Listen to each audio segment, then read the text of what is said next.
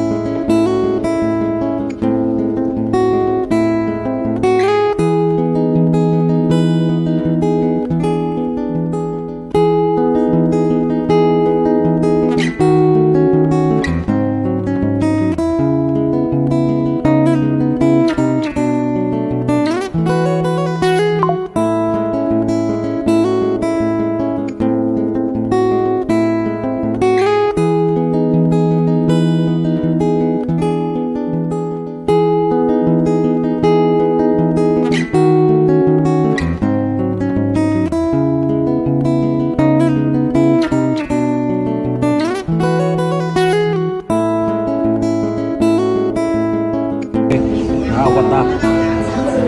မေသားနဲ့ပေါ့နော်ဘခောက်ကြတော့ကောင်းတယ်ဘခောက်ကြတော့ကောင်းတယ်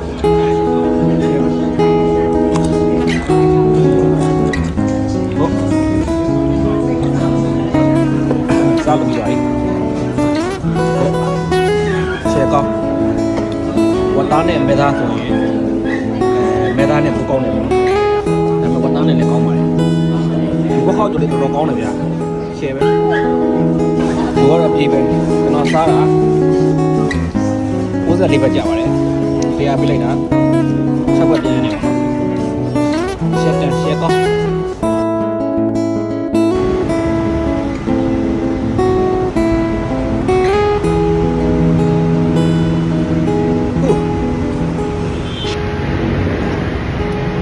လမ်းလျှောက်အောင်မယ်သိလို့ကျွန်တော်ဒီ new balance ကိုကျွန်တော်စီးလာတာပေါ့နော်